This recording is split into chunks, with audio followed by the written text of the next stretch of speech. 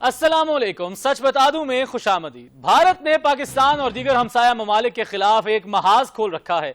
दुनिया की सबसे बड़ी जमहूरियत और सेकुलर मुल्क होने के दावेदार भारत में जब से मोदी सरकार आई है अंदरूने मुल्क अक़लियतों के खिलाफ महाज गर्म ही है और हमसाया ममालिक के साथ मुख्तलिफ तनाज़ात में भी उलझा जा रहा है।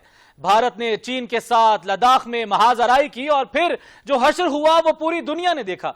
पाकिस्तान के साथ भारत ने पंजा लड़ाया तो 2 जहाज भी गंवाए और पायलट भी जिंदा पाकिस्तान के हाथ आ गया। भारत में आए रोज मसीहियों और मुसलमानों को हुजूम की जानिब से तशद्दुद का निशाना बना है। कश्मीरी मुसलमानों को भी एक मुद्दत से लॉकडाउन और कर्फ्यू का सामना है। ये तमाम तर इक़दामात सिर्फ तशद्दुद और ज्यादती पर मबनी नहीं बल्कि भारत नजरियाती जंग में भी अपने हरीफों को आलमी दुनिया में बदनाम करने की कोशिश करता रहा है। हाल ही में यूरोपीय यूनियन की डिसइंफो लैब ने भारत से मुताल्लिक होशरुबा इंकशाफात किए हैं। इन इंकशाफात के मुताबिक भारत ने जिनीवा और ब्रसल्स में मुख्तलिफ एनजीओज और ग्रुप बना रखे हैं जो पाकिस्तान और चीन पर इल्जाम तराशी करते, मजाहरे करते और सोशल मीडिया पर कैंपेन चलाते हैं। ये एनजीओज और उनके कारिंदे खुद को पाकिस्तानी शहरी जाहिर करते हैं और मुबैना तौर पर पाकिस्तानी हुकूमत और रियासत पर मुख्तलिफ नौइयत के इल्जामात लगाते हैं। ये इदारे पाकिस्तान के खिलाफ झूठी खबरें बनाने और दुनिया भर में फैलाने में भी मुलविस हैं। पिछले एक अरसे से पाकिस्तान के खिलाफ यूरोप के मुख्तलिफ ममालिक में रायामा खराब की जा रही थी। ये लोग खुद को पाकिस्तानी शहरी जाहिर करते हैं और पाकिस्तान को बदनाम भी करते हैं। अब भारतीय प्रोपेगेंडे का भांडा बीच चौराहे फूट गया है।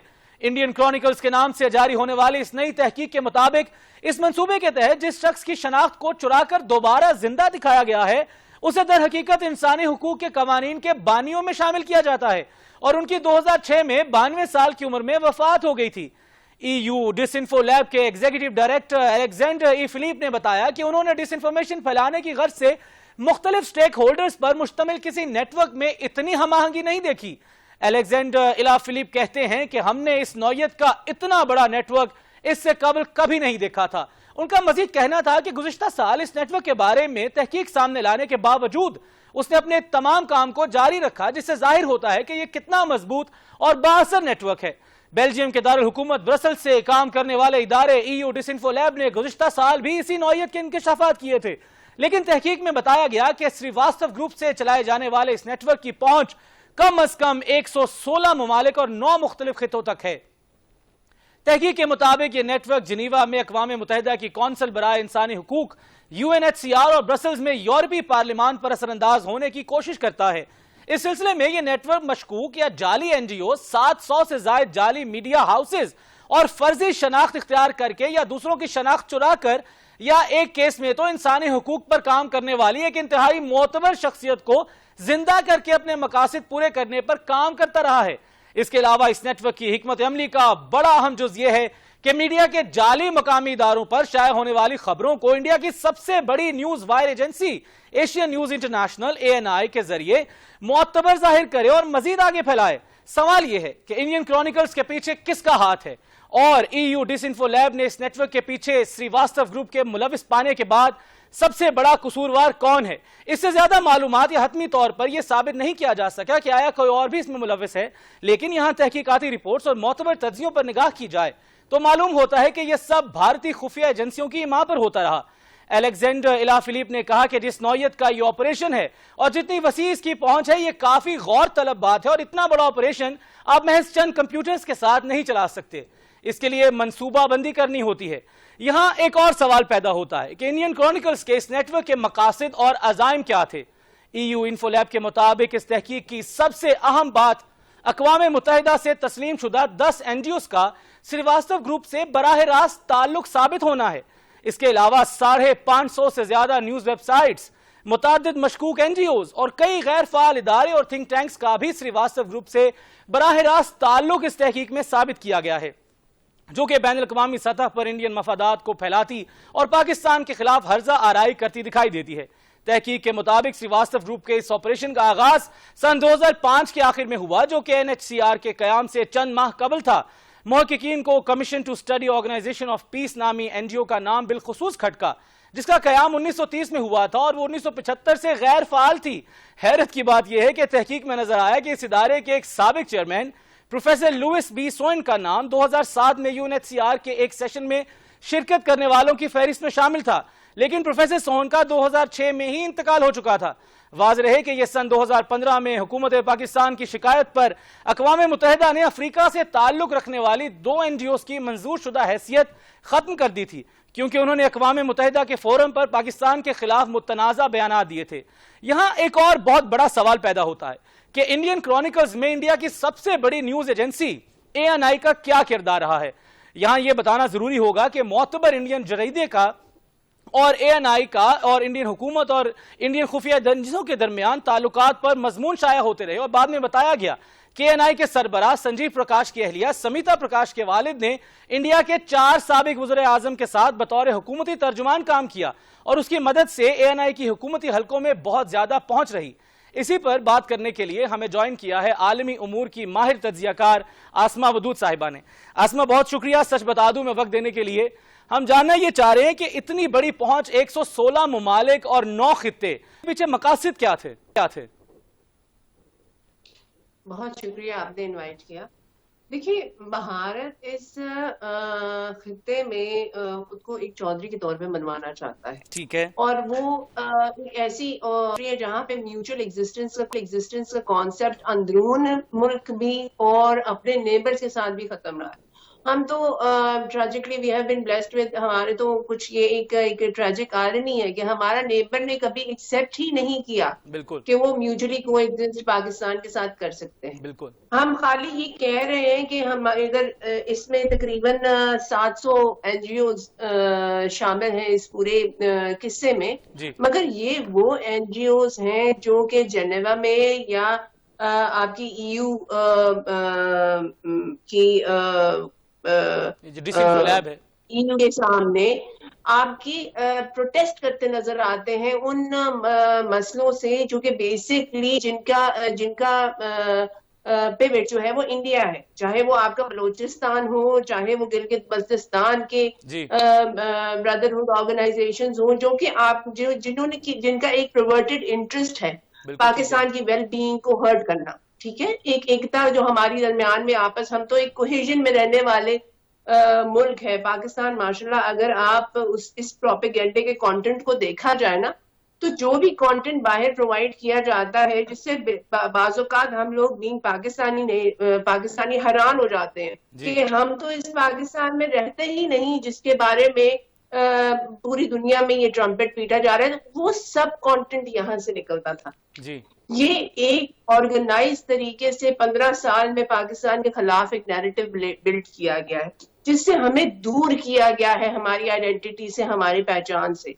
جو ہم ہیں وہ ہم لوگوں کو پراپر طریقے سے کمیونیکیٹ نہیں کر سکے کیونکہ ان کی آنکھوں پہ یہ کرٹن سا ڈال دیا گیا، اور اس حوالے سے ہماری بھی یہاں پہ کوتاہی آ جاتی ہے۔ آپ دیکھیے کہ ہم نے اپنی نیریٹو بلڈنگ یا اپنے سائڈ کی کہانی لوگوں کے سامنے بیرون ملک جو ہے باڈیز ہیں یا دنیا کے سامنے اپنی کہانی، اپنا پرسپیکٹو ایک فراغت کی ہابی کے طور پہ رکھ چھوڑا۔ ہم اس سے کنسسٹنٹلی ایک پراپر پلاننگ کے ساتھ اور ایک کنسسٹنٹ طور پہ نہیں رکھتے، ہم کبھی بھی اپنا نیریٹو بلڈنگ نہیں کرتے۔ اور آپ یہ دیکھیے کہ انہوں نے 15 سال کس طرح کنسسٹنسی سے ہمارا امیج، ہماری آئیڈینٹی ڈسٹروائے کی۔ بالکل، اور آج آسمہ ہمارے سامنے ایک بیان سامنے آیا یونائٹڈ نیشنز کے سیکرٹری جنرل انتونیو صاحب کا، اور وہ فرما رہے تھے کہ یونائٹڈ نیشنز جو ہے وہ پاکستان اور بھارت کے درمیان ثالث کا کردار ادا کرتا ہے۔ تو اب یہاں پر سوال یہ پیدا ہوتا ہے کہ اقوام متحدہ تو ضرور ثالثی کرے، لیکن اس سے پہلے تو یہ تسلیم کرنا ضروری ہے کہ جو انڈین کرونیکلز کے نام پر بھارت کا ایک بھیانک چہرہ لوگوں کے سامنے آیا ہے کہ پچھلے 15 سال سے آپ ان گنت ایجنسیز کے تھرو اور ان گنت پلیٹ فارمز کے ذریعے نہ صرف پاکستان بلکہ اپنے دیگر ممالک جیسے چائنا ہے ان کے خلاف آپ ایک پروپوگیٹ کرتے رہے۔ دیکھیے، بیسکلی ٹارگٹ ہی آپ کی EU گورننگ باڈیز اور آپ کی یونائٹڈ نیشن رہی ہے، ان لوگوں کا ان کا بیسکلی پرسیپشن بلڈنگ ہی اپنے نیبرنگ کنٹریز کے حوالے سے، پاکستان، چائنا، اس کے علاوہ ٹائم اینڈ اگین جن سے تعلقات خراب ہوئے ان کے حوالے سے ایک پرسیپشن بلڈنگ یونائٹڈ نیشن میں اور EU میں کی گئی ہے۔ تو آپ کیسے ایک فالس پرسیپشن کے بیس پہ آپ کہیں کہ ہم تصفیہ کرواتے ہیں یا ہم بیچ میں میڈییشن کرواتے ہیں، یہ تو ممکن ہے نہیں ہے نا. آپ کے خیال میں جو ہماری ایک امیج ہے، جو آپ کے پاس پرابلم اسٹیبل کیے گئے ہیں آن دا گراؤنڈ، شاید ان کی اگر وہ مکمل طور پہ فالس نہیں ہے، تب بھی ان کی انٹینسٹی اس لحاظ سے نہیں ہے جس طرح آپ کو پروپوگیٹ کی گئی ہے.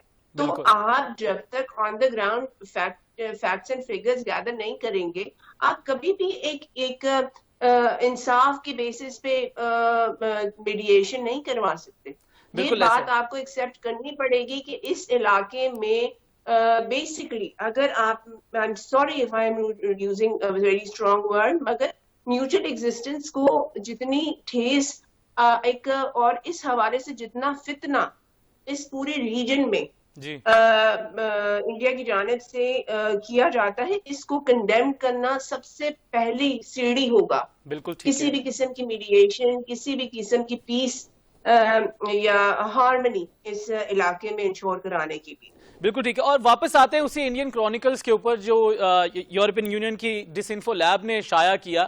اس میں ایک اور چیز بڑی اہم سامنے آئی آسما، اور اس میں یہ ذکر کیا گیا کہ بھارت کی سب سے بڑی جو نیوز ایجنسی ہے وہ بھی اس میں ملوث پائی گئی. اور مختلف طریقوں سے ہم نے یہاں پر ذکر کیا کہ جو اس نیوز ایجنسی کے جو چیئرمین ہیں پرکاش صاحب اور ان کی زوجہ محترمہ، اور وہ بھی اور ان کے والد بھی بھارت کی گورنمنٹ میں پراپرلی اسٹیک ہولڈرز رہے. اور وہ اس انداز سے اس سے مراد یہ ہے کہ پھر اس کا مطلب ہے کہ ایک بڑے منظم انداز سے اس ساری تحریک کو لے کے چلا گیا. دیکھیے جی، وہاں کے میڈیا کی تو ہم بات ہی نہیں کر سکتے نا، وہ تو ایک علیحدہ جانرا ہے میڈیا کا، پوری بالکل دنیا صحیح. کے لیے وہ حیرانی کا باعث ہے. آپ دیکھیے ایک flash point, nuclear flash point ہے نا یہ، بالکل پوری دنیا کے لیے خطرہ ہے. دو کنٹریز جو کہ نیوکلیر پاور ہے، کشمیر بیچ میں ایک پوائنٹ آف کنسرن ہے جس میں دونوں آمنے سامنے ہیں. اس جگہ پہ مودی صاحب کے الیکشن کے لیے میڈیا نے ایک وار پرووک کروا دی. ٹھیک ہے، آپ اس سیناریو میں دیکھیں نا تو یہ تو پینٹ ہے اس میڈیا کے لیے. بالکل. تو وہ جو ارناب گوسوامی کے لیکس تھے، واٹس ایپ چیٹس، اس میں بھی یہی چیز واضح ہوئی تھی. ایگزیکٹلی، ان کے لیے تو یہ پینٹ ہے. وہاں کا میڈیا تو مجھے تو بعض اوقات ایسا لگتا ہے کہ that is even more dangerous than the nuclear weapons that we have. آپ خالی الیکشن جیتنے کے لیے پوری دنیا کی ویل بینگ ایٹ اسٹیک کر سکتے ہیں. میں نے اپنے ایک آرٹیکل میں بھی یہ لکھا تھا کہ ہم یہ بہت کنسرن شو کرتے ہیں کہ انڈیا کیونکہ ایک بہت بڑی مارکیٹ ہے تو پوری دنیا کی انویسٹمنٹ وہاں جاتی ہے، پوری دنیا کے اسٹیک ہولڈرز ہیں، مگر ہم یہ بات بھول جاتے ہیں کہ وہاں کی پولیٹیکل سیٹ اپ، جو پارٹی ان پاور اور میڈیا، یہ ایک ایسی کمبینیشن ہے جو پائپ پائپر کی طرح پوری دنیا کی انویسٹمنٹ اپنے پیچھے لگا کے وار کی طرف لے جا رہا ہے. تو آپ اس میڈیا میں اس پوری میکانزم، اس پولیٹیکل اسٹرکچر اور اس کی ڈفرینٹ آپ دیکھیں نا پلرز، وہ آپس میں بڑے انٹیگریٹ ہوتے چلے جا رہے ہیں اور ایک ہی پرپس کے لیے کہ آپ اس علاقے کی پیس، ہارمنی اور میوچل ایگزسٹنس کو آپ ہیمپر کرتے. یہ اس میں سملیرٹی آپ کو ان کے میڈیا میں بھی نظر آئے گی. ابھی جو کسانوں کا پورا سچویشن وہاں پہ اور اس وقت چل رہی ہے، اس میں سپریم کورٹ نے ایک ایسا ایمبیگوس پلیٹ فارم چھوڑ دیا جہاں پہ گورنمنٹ دوبارہ سے ان کو مینوپولیٹ کرنے کے لیے اتنے ہی ایمرج ہو کے آگے، حالانکہ سپریم کورٹ نے اپنی طرف سے معاملہ سارٹ آؤٹ کروایا تھا، لیکن again Supreme Court came to rescue Modi صاحب کی گورنمنٹ. تو وہاں پہ ہر انسٹیٹیوشن انہوں نے اپنی پوری کی پوری انرجی لگا دی ہے کہ اس ریجن کی ہارمنی، اس ریجن کے پیس، اس ریجن کی سسٹینیبلٹی کو کسی طرح سے اور یہ انٹرنیشنل میں اس میں مطلب میں کہتی ہوں کہ ہم بھی بیسکلی اپنا مدعا پوری دنیا کے سامنے ایفیکٹولی نہیں پیش کرتے. لیکن پوری دنیا کو بھی کنسیڈر کرنا چاہیے کہ وہ ایک کس انٹیمڈ ایلیفنٹ کے پیچھے اپنی پوری ویل بینگ ایٹ اسٹیک کرے. بالکل ٹھیک ہے. آسما، یہاں پہ میں آپ کو ایک اور بات آپ سے جاننا چاہوں گا کہ آپ کے نظریوں کی آپ کی ایک گہری نظر رکھتی ہیں عالمی معاملات پر اور بین الاقوامی امور پر. پاکستان نے ایک ڈوزیئر تو پریزنٹ کیا تھا اقوام متحدہ میں, اور اس کے بعد سے ہماری جتنی بھی ڈپلومیسی رہی اور فورن فرنٹ پر ہم جتنا کام کرتے رہے, ہم بھارت کا جو چہرہ تھا ہم تو اقوام عالم کے سامنے لاتے رہے, لیکن اس کے بعد پھر جتنی ہائپ اور جتنی مشہوری یہ پاکستان کے ڈوزیئر کو اتنی نہیں مل پائی جتنی یہ انڈین کرونیکلز کی باری سامنے آیا. تو آپ کو لگتا ہے کہ اس سے پاکستان کا کیس مزید مضبوط ہوا ہے؟ پاکستان کا کیس مزید مضبوط ہوا ہے, اس میں کوئی شک کی بات نہیں ہے, لیکن بات یہ بھی درست ہے کہ ہمیں اس کو ایک پراپر پلان کر کے کنسسٹنٹ طور پہ اس کی اسٹریٹجی بنانی چاہیے, لابنگ کرنی چاہیے اور کنسسٹنسی سے. دیکھیے جی, یہ ہمارے لیے بیسکلی ہماری ایگزسٹنس کا معاملہ ہے, اس کو ہم اتنا کیجول نہیں لے سکتے. ہم اس وقت ہماری جیو پولیٹیکل پوزیشن نے ہمیں ایک نئے ہورائزن کے سامنے لا کے کھڑا کیا. یہ ہمارے لیے ایک نئی بگننگ ہے, یہاں سے ہماری گلوری شروع ہوتی ہے. ٹھیک ہے, ہم نے اس کو ایکچولائز کرنے کے لیے ہمیں امن چاہیے. ٹھیک ہے, ہمیں ایک سسٹینیبل امن چاہیے, اور اس کے لیے ہمارے نیبرز کو یہ بات سمجھنی پڑے گی کہ میوچل ایگزسٹنس ہمارا رائٹ ہے, بالکل, اور اس کو انہیں ریکگنائز کرنا پڑے گا. اس کے لیے ضروری ہے کہ آپ ایک کنسسٹنٹ طور پہ ایک پلان کریں, لابنگ کریں, ایک اپنی بات باہر پہنچائیں. اس وقت دیکھیے ہمارے جو سب سے زیادہ ہماری ایڈوانٹیج میں بات یہ ہے کہ ہمارے جو پرائم منسٹر صاحب ہیں, he has a celebrity persona. وہ کوئی بات کرتے ہیں تو پوری دنیا ان کی بات سنتی ہے. ٹھیک ہے, وہ اپنی طرف سے he is doing quite well. مطلب میں ایگری کرتی ہوں کہ میں نے کبھی بھی اس سے پہلے کسی بھی پرائم منسٹر کو اتنی رسپانسبلٹی لیتے نہیں دیکھا انڈیا پاکستان کے ریلیشن کے حوالے سے, انڈیا کی جو کنسپیریسیز دنیا میں چل رہی ہیں اس کو پرومپٹلی ایڈریس کرنے کے حوالے سے, وہاں پہ مسلمانوں پہ جو ظلم ہو رہا ہے اس کو ایڈریس کرنے کے حوالے سے. He is doing good job. One person, even though he is the prime minister and celebrity and people listen to him, we need much more. We need proper lobbying. Lobbying چاہیے, ہمیں consistent approach چاہیے.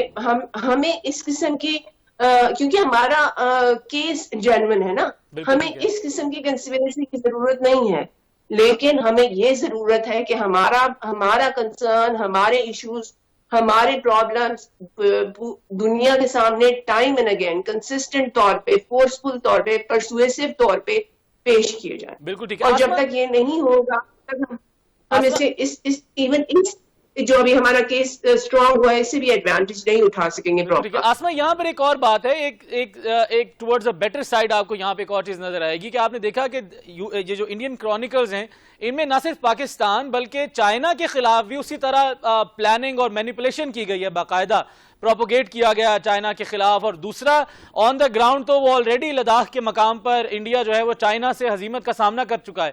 تو آپ کو لگتا ہے کہ یہ ان کرونیکلز کا سامنے آنا, ان انکشافات کا واہ ہونا پاکستان اور چین کو مزید قریب لا سکتا ہے؟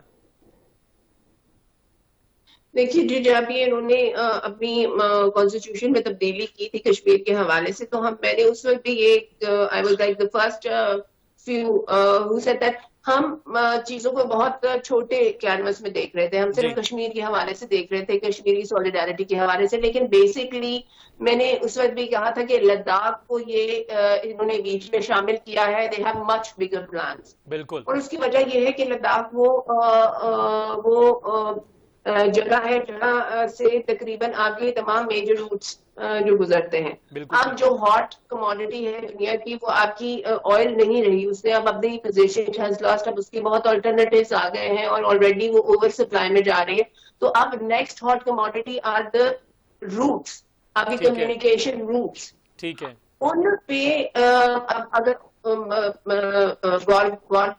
اگر کوئی بہت بڑی جنگیں ہوتی ہیں تو وہ آپ کی کمیونیکیشن روٹس پہ ہوں گی. بالکل تو ٹھیک ہے. اس حوالے سے جیسا کہ وہ ایک زوم میں ہے, ایک illusion میں ہے چائنا انڈیا کی, اس کو انڈیا کو یہ خیال ہے کہ وہ بیسکلی اس ریجن کو کنٹرول کر سکتا ہے. بالکل ٹھیک ہے. اس کے حوالے سے اس نے ہمیں بھی ڈیئر کیا, لیکن ساتھ ہی چائنا کو ٹیپ کرنے کی کوشش کی. بالکل ٹھیک. اور چائنا کی کیونکہ آپ جانتے ہیں کہ تعلقات امریکہ سے بھی اس زمانے میں بہت اسٹرین تھے, کیونکہ ابھی بھی اسی ایک اسٹیف نیک میں سے گزر رہے ہیں. اور اس ٹرمپ کے زمانے میں ٹرمپ اور مودی صاحب کی اپنی جو ایک ڈیلنگ تھی وہ کس قدر کلوز اور وارم تھی, تو اس حوالے سے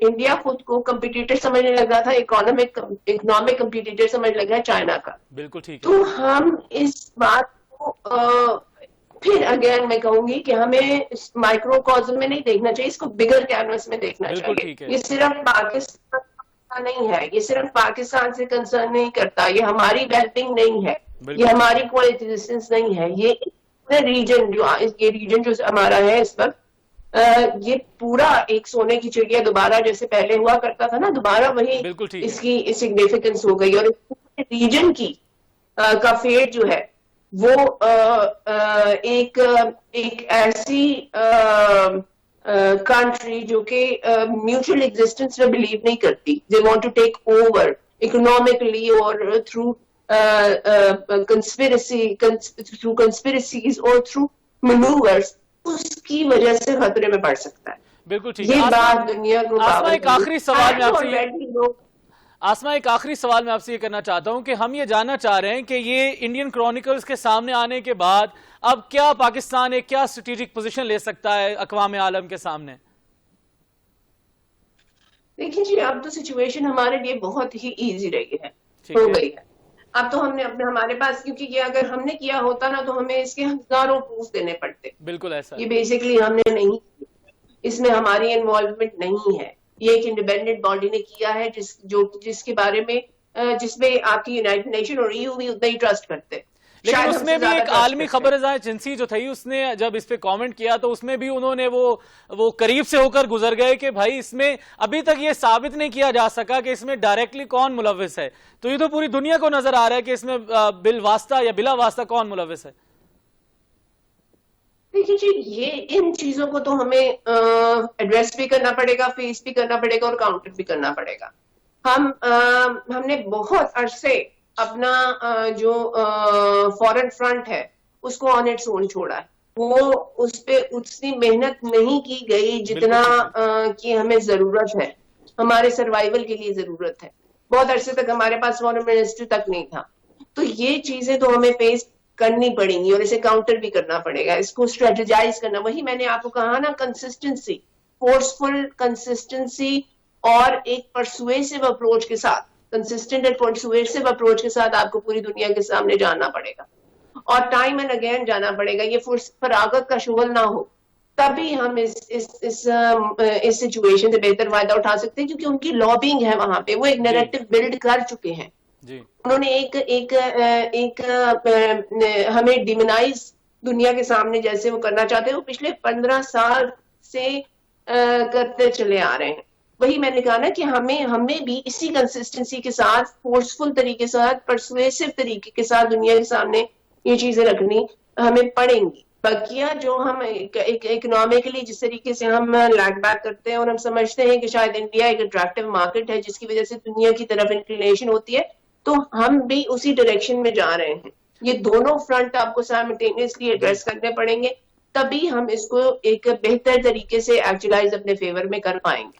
جی بہت شکریہ. ہمارے ساتھ موجود تھیں بین الاقوامی امور کی ماہر تجزیہ کار آسما ودود صاحبہ، اور ان کا یہی کہنا تھا کہ جب تک پاکستان خارجہ کے محاذ پر مضبوطی سے سامنے نہیں آئے گا، اس طرح کے صورتحال پاکستان کو بارہا اس کا سامنا رہے گا. یہاں پر ایک بریک لیتے ہیں اور بریک کے بعد ذکر کریں گے پاکستان کے اخباروں اور خبروں کی شہ سرخی کھوکھر پیلس کے بارے میں.